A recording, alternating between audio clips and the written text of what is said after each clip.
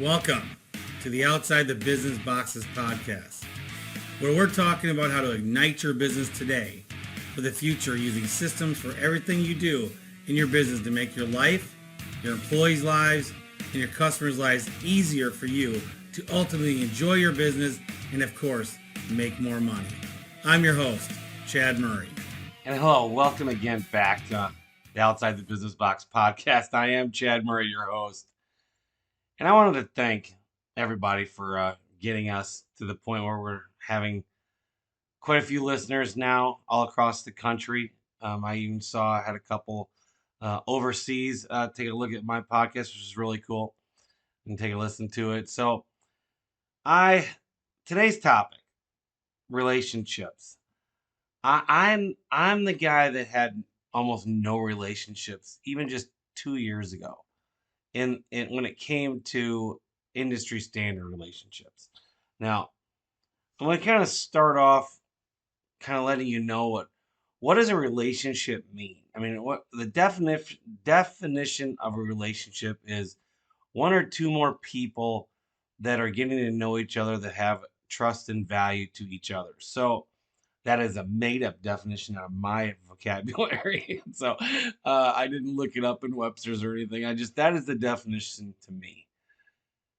So as you're growing your business, as I think about this, I've had relationships. Of course, I've had a very successful marriage and growing strong every day. My wife is beautiful, has raised our 5 beautiful children. And, we've been able to do what a lot of people can't do. We built a business together. She retired from it 5 years ago. I left 7 years ago.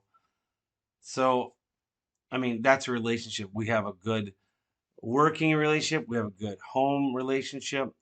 I mean, so I know a lot of you people out there have at least a good marriage. And if you didn't, and it went sour on you, and you're in a new relationship and stuff, I mean, you have to trust people and you have to move on from the old to the new. And so that kind of brings me to the point of why did I not know anybody in the industry before 2 years ago? Why was I in my shell? And of course, the response I've given to everybody is, I kept my head down. I kept my head down, focused, which is 100%, 1,000% true, absolutely. But there's something else to me that you may not know, and it's my personality. I don't like a lot of friends. I like to love the people I'm with, and I'm in a weird place right now. I got to tell you, it's odd because I have a lot of people that I'm falling in love with every day coaching. And by the way, if you get coached by me, I fall in love with you. And so I mean, that's my kind of relationship. I get upset when I tell the new people, if you're not texting me and calling me during the week, you're not working my program because I live and breathe helping people now. And so my relationships that I had before this was essentially my company, and a few people outside of my company, but not many. Um, I have a very close relationship with my general manager, John, um, David, who is my bookkeeper slash, I guess you could call CFO, in-house CFO. We have a fractional one outside. And then you have Brian, who I grew up with, who is my assistant general manager. These are people that I would literally take a bullet for. And here's the thing. I know that they jump in front of a bullet for me. So I didn't go through this business and get known or even take part in a lot of the stuff when it came out to knowing. Here's what people don't realize. When I went to industry stuff, I went because nobody knew me. Why? I didn't say anything. I didn't want to know anybody. I had my relationship I felt I needed at that time. And you know what? That was right for me at the time. Hindsight, terrible move for me. Knowing who I am and what I can do with a relationship and how I nurture relationships. I really, really want to show my value back, but I make mistakes in relationships. So that's why it's hard with me. I'm the guy that says the wrong thing all the time. I'm that guy that I'll tell you this just awful story. It's just a terrible story. So my wife's best friend's husband. I didn't grow up with him. I met him. I think I literally met him at their wedding, 27, 8, 20 years ago. And we've become friends. And so, we actually talk quite often, actually. And so, um, his mother was dying. This was probably 15, 12 years ago. And she had cancer. Well, my mom had cancer at almost the exact same time, maybe a couple years earlier, actually. And so, cancer to me was, you know, breast cancer was kind of one of those things that you get it, you get treated and you're done. You hear a lot of people dying, but at the time I was naive. This is me 12, 15 years ago. And like my mom lived, still alive today, still kicking, still working at the company part time, and half mostly retired. But that's my mom. That's what I know about cancer at the time. And so his mom's going through. He's calling me a lot. I'm talking to her, and then we spent a little time away. I didn't talk to this guy for a while, and I don't know, about 6 months later, he gives me a call, or I call him, and one of the first things I blurt out is hey, is your mom still dying? Thinking, because I had heard that she had gotten better, thinking that everything was good. It was a joke. It was just a stupid, dumb thing to say. And he goes, no, she's just gone into another bout of cancer and doesn't look good. You want to talk about being just completely floored, and know that the stupidity of me. And there you go. That's one of the reasons why I've always held back, and I get real anxious on new relationships because I'm still feeling people out. And I say a lot of dumb things, what comes off the top of my head. I've gotten a lot better. I'm not going to ask you if your mom's dying again. I promise that will never happen. But I mean, that's just stupid. It's just a stupidity. I'm always trying to find something funny out of a bad situation. And at that time, I thought she was better. And there I go, say something out, and then it's just, I'm the guy that asks the fat girl if she's still pregnant or if she's pregnant. I mean, that's me. So I mean, I've learned to start putting the zipper on the mouth before I think or say something. I learned to think before I say something. So it's weird to me having a lot of friends because I'm going to say something stupid. Even when I've got my mouth zipped, I really, really am going to do that. So one of the reasons as I was growing my business, I had to focus, on me. I had to focus on the relationships that I had. My mother came into the fold, like 15, 16 years ago. I had to work on working with my mom, which was a rough deal at first. Not because of she couldn't take direction and she was my mother. I had to learn how to talk to my mother when it came to being in business, and she had to understand that I was the boss. So there was a little bit of that, I guess. And so that was a long long process. And so we mostly got along great, but there were some tears at times. So I'm a fun, easy guy to get along with, and people like to be around me. But here's my real deal. To be honest with you, until I started public speaking and stuff like that, I really didn't like didn't I like the limelight, but I don't like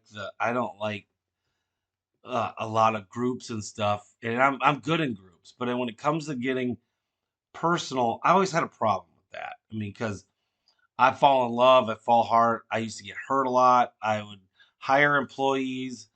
Um, I would just they'd be high on them. I mean, right out of the gate, really high on them.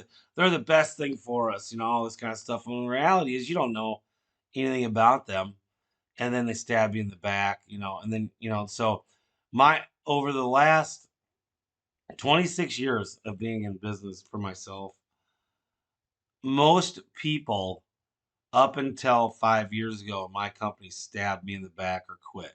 And so I really, really kept my head down. And I know a lot of you guys out there right now that are smaller. Yeah, I mean, you have instances where, you're trying to find that one key person, and you find them, you think, and then all of a sudden you find out they're smoking pot, or they start showing up late, or their work's not the good. Here's your key thing: is don't give up. Keep hiring. And so that's what that's not what this is about, but keep hiring. So anyone out there, everyone's in this hiring issue. It's rough. I get it. You just can't stop. Keep going. But relationship wise, I I, I guess if I do want to bring it back to that, don't fall in love with your people. Trust them with blindly at first, because you've done your hopefully due diligence when you hire them. But don't fall in love with them like most of us do. We're all entrepreneurs. We want to know that they're the solution. So we put all of our efforts into this solution for this one guy, two guys maybe. And they end up being douchebags. And they end up not being the guy. And it's like, ugh. And you're like crushed. And then I hear all these people out there. I don't want to hire, and the job pool out there sucks, and or they're millennials. I mean, you hear John Caesar talk about how he hires millennials. He has the aptitude for that, and I do too. I don't talk about it much. We hire a ton of millennials. It really is about culture and all that kind of stuff. But it's that relation. Culture is really. I mean, you know what that word is? It's just relate. It's a word for relationship. How are you gonna show and continue and grow a relationship, and that is your culture? Are you going to do it on a broad basis or a little basis, or are you going to do it on one-on-one? And so that's what culture is. And I had no culture when it came to keeping people. We had a big rotation going up, where up till like 5 years ago, we'd have our core people, probably about, I don't know, 20 people, and then we would hire 20 people. This was up until we started getting up over 50.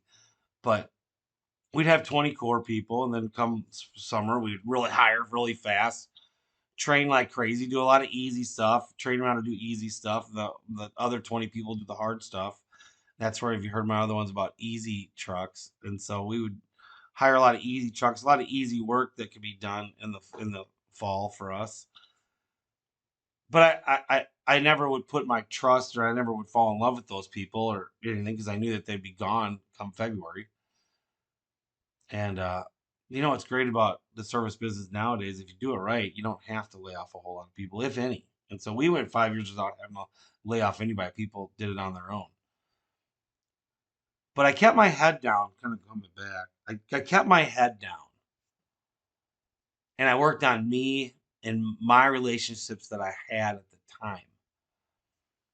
And it worked. Look at them. I don't have to go to work anymore. The relationships that I built, I trust with my company, and I don't have to do it. So a lot of people ask me what the key is to get to my success level of not having to go to work. And believe me, I don't go to work. I think a lot of people are shocked when they come and talk to me that I really do not work at Master Services, and I don't. But I do.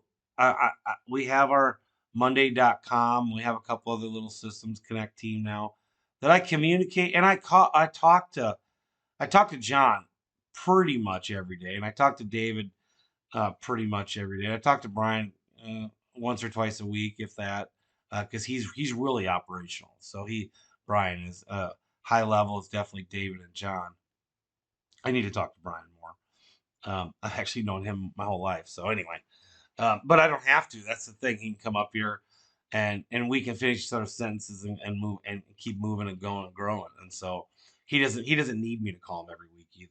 Not that John and David do, but anyway. So as I talk about this is how I built my business.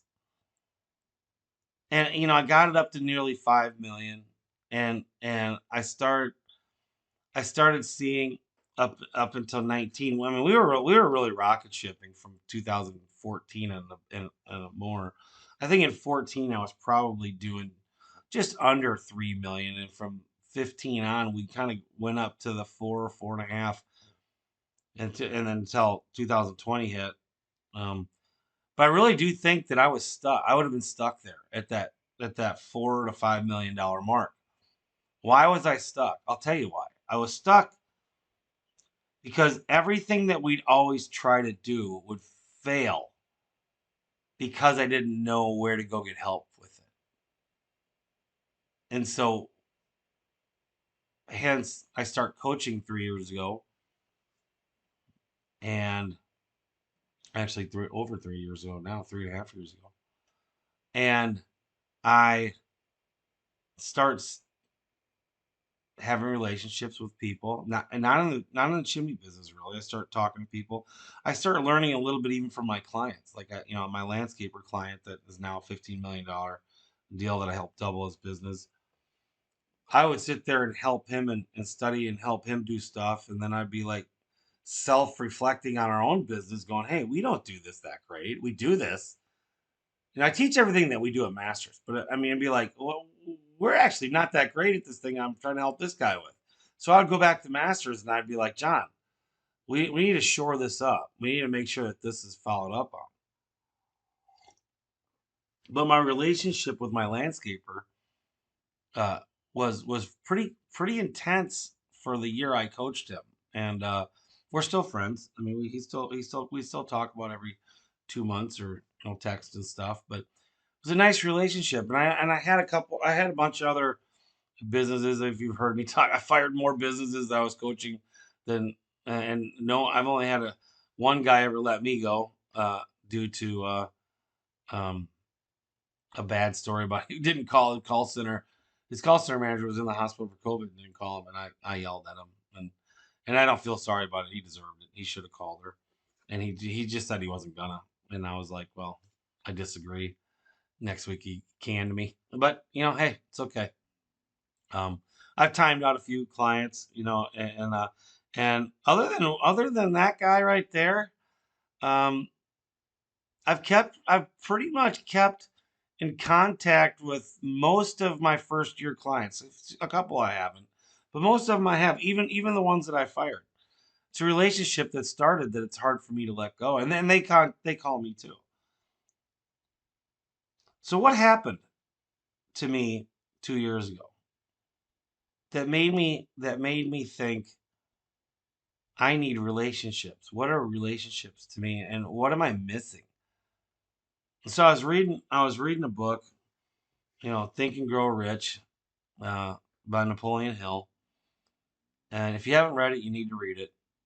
My real quick book review on it, it is the shittiest, best, awesome book you'll ever read. It's written in like 1920. A lot of this ether stuff about, it's really this kind of bizarre the way he talks, and and I was just kind of at first just blown away at what I'm listening. But I just kept listening on an airplane. I took a bunch of airplanes, and that was my airplane book, and I went through it. But the one thing it said to me that I at the time I thought was complete and utter um, malarkey. I just didn't buy into it at first. I just didn't think anything of it. Was it clearly told? I mean, I don't even remember the story, or it's just kind of more of his advice. He's saying, you need to be the dumbest guy in the room in your mind. You need to be the smallest. You need to be the smallest, the poorest guy in your room. I mean, because you need to be with people that are elevating you. And at a time, so here I am on an airplane looking back, and I love all my, like I just told you, I fall in love with people. So here I am looking at my best friend and and the guys at work, and who I'm hanging out with and stuff, and I'm like, I'm literally the richest guy in the room. I'm the smartest guy in the room, and not you know what I mean, not the smartest, but I'm the guy that's paying everybody's looking up to me. I mean, I'm the vision in my company and all, it's all that kind of stuff. And so it's like, okay, I'm not giving up my friends, so I just kind of skimmed over it. Little coffee.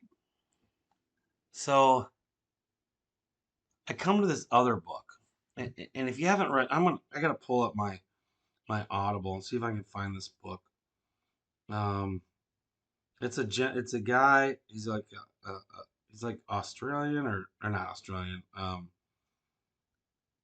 he is a business coach type guy, and he actually, I don't know where it is on here, but he's a basketball player from Austria, and he became a business coach. And I'm listening to his book, and it's a pretty interesting book. The guy was an easy listen to, and I wish I could tell you that I can't find him on my thing uh, where his book is, but he starts talking about as soon as he was couldn't play basketball anymore, and it was in his early 20s, like 24, 25. He couldn't play pro ball anymore.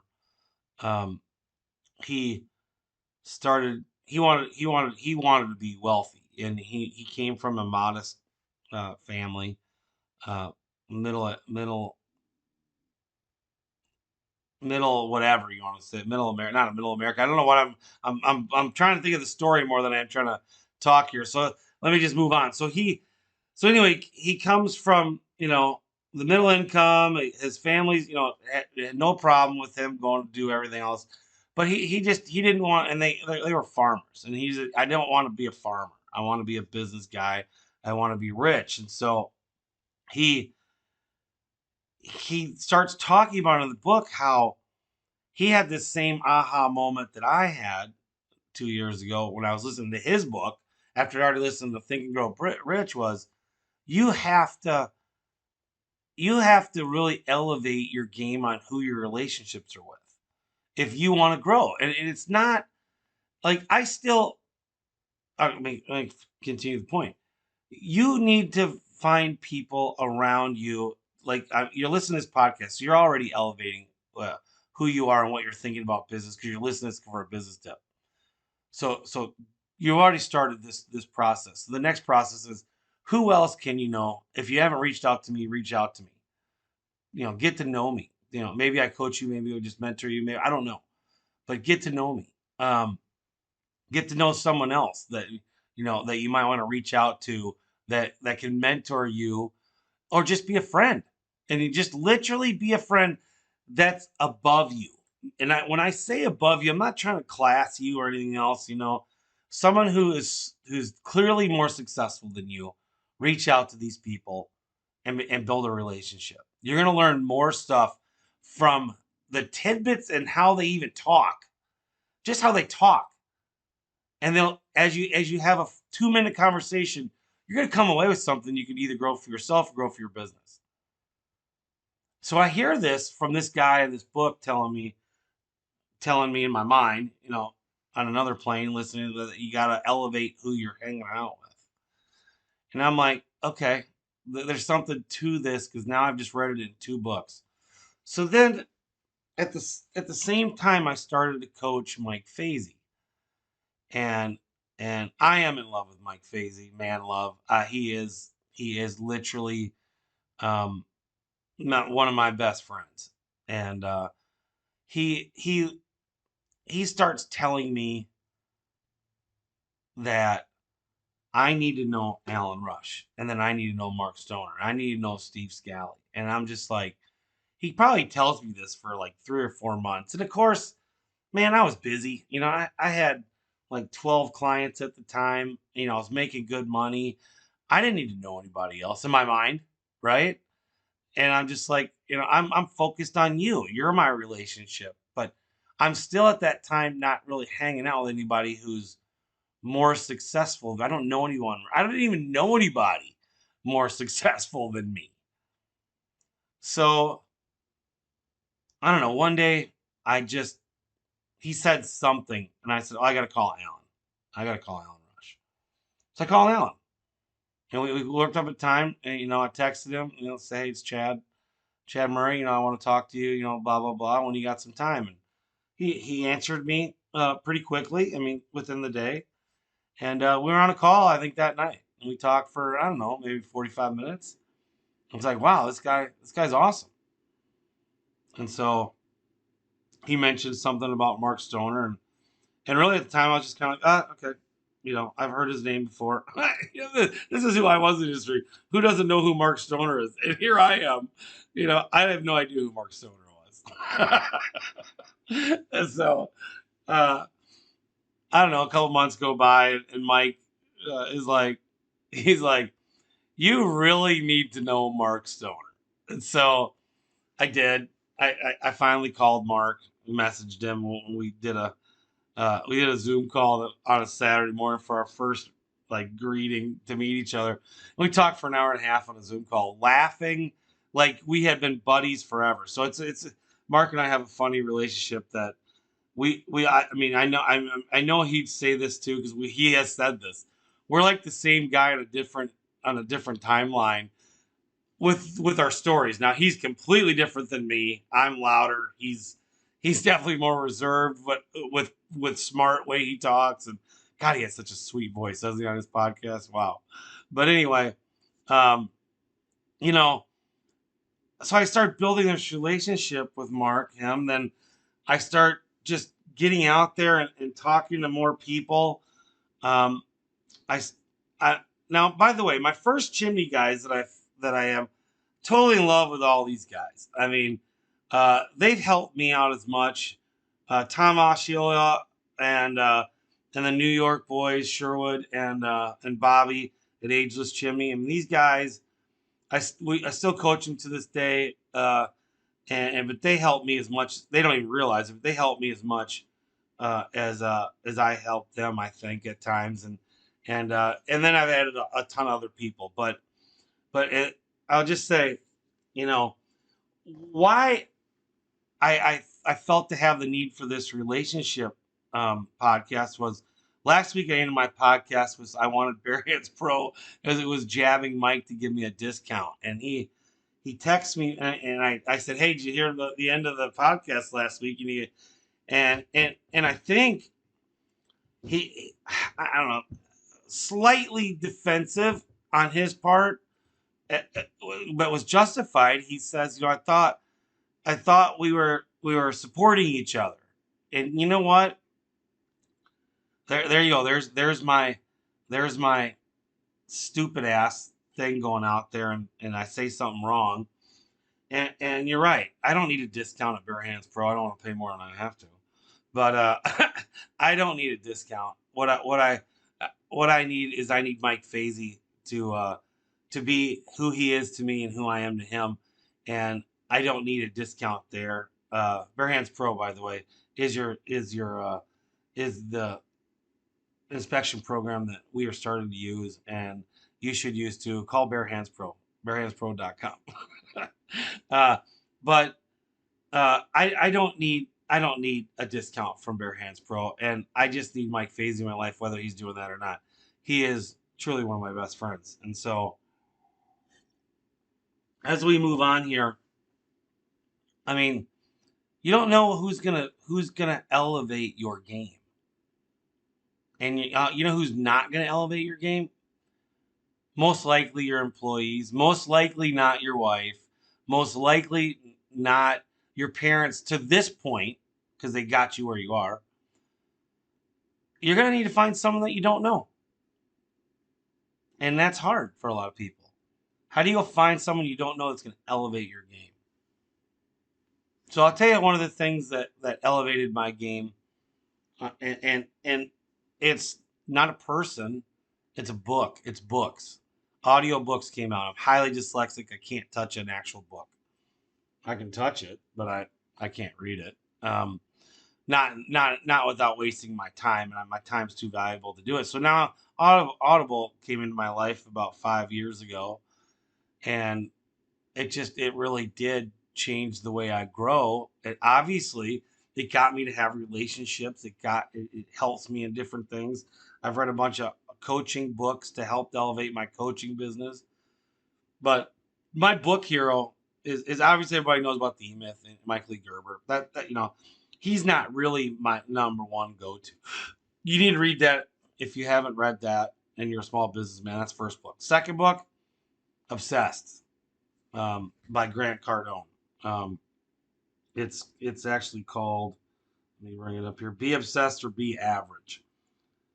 It's better than 10X. Doesn't get as much accolades because 10X was first. I've read both. You don't need to read 10X. You can read Obsessed. Be Obsessed or Be Average because it's got most of 10X in it, and it'll take you to the moon. What Grant Cardone has done for me is he's not, I don't know him obviously. I feel like I do because I'm exactly like him. And this is what's hard about being me at times. I get obsessed. I have to get what I'm doing. I can't focus on anything else, and I get it done.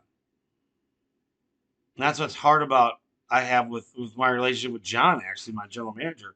I need it done, and I need it done now. Well, I get, problem is I got 20 different I need it dones on him, and he does good. I'm telling you, he does great.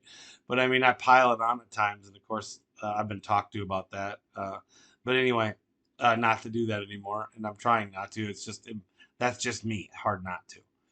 But if you want to read a book, I mean, my book is to go Be Obsessed or Be Average by Grant Cardone. And if you want to go back and read 10X, go ahead. But I mean, you don't need to. I mean, then that's my opinion.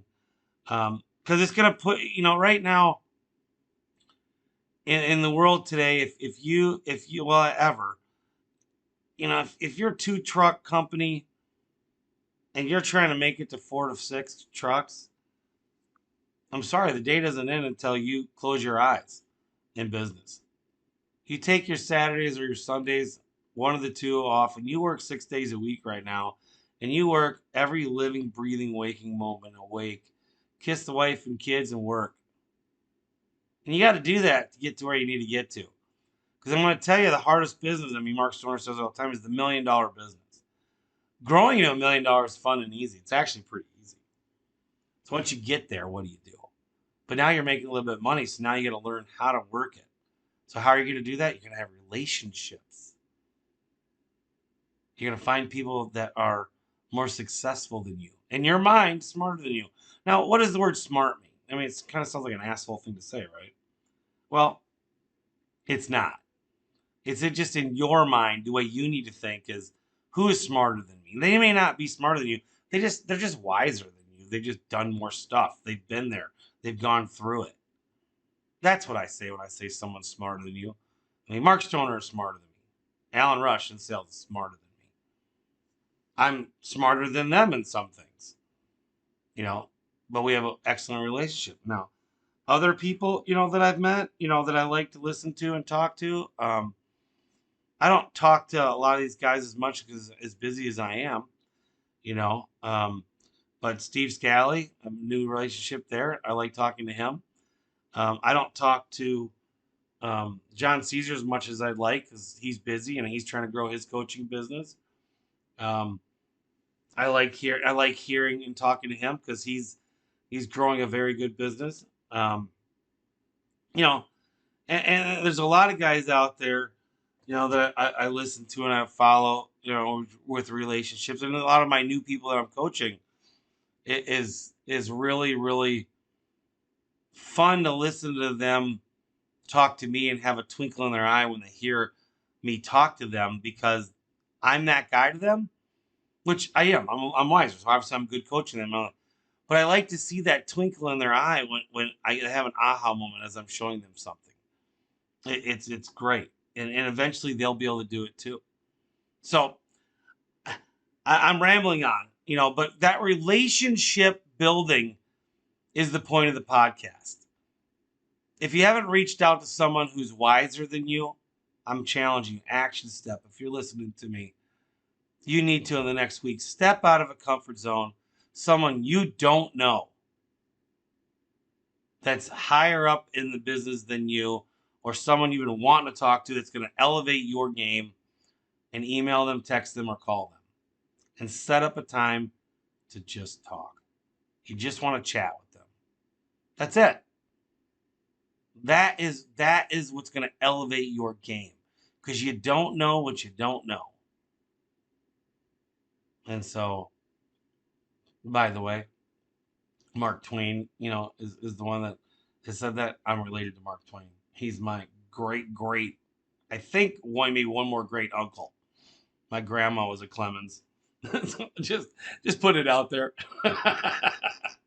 uh, and so anyway, go find a relationship. Go. In my mind, kind of my key phrase that I've coined a long time ago that I need to get out there is go get yourself in trouble. Go find someone that you think that would not take your call and call them. You know what? If they don't take your call, hound them until they get to know you. That's one thing that basketball player did in his book. He found this like billionaire that he wanted to get to know, and he hounded this guy for a year. Finally, the guy took his call. Like literally one of those calls that I'll just take this call just so you shut up and stop calling me. Well, he became his mentor and one of his best friends, and that guy grew up to like $100 million coaching type of business. And so get out there and have a relationship, grow those relationships, and I'm pretty sure it'll help you elevate your business game. So guys, that is I got coffee in my hand, but I have more. My wife is up, recorded this on a Monday morning, a little earlier than I normally do. So thank you, everybody. And you know what? If you're listening out there, if you need any help, I can help you, whether it's paid or not. Go fall in love. If you want to fall in love with me, call me, email me. If you want to listen to a good podcast, listen to Mark Stoner on Mark Stoner's podcast and Blue Collar. I don't want to say this wrong. Make sure I get it wrong. But it's let me get there. It is Blue Collar Gold Podcast by Mark Stoner. And then all of a sudden, also, if you come on Tuesday nights, you can go to Surefire Live. I was on last week on Chimney World. If you're not part of Chimney World, please invite yourself, and I'll be glad to put you in. Me or Mark will let you in. And then Bare Hands Pro again is your premier inspection process, and go from there. So guys, have a great day, have a great week, and go fall in love with someone.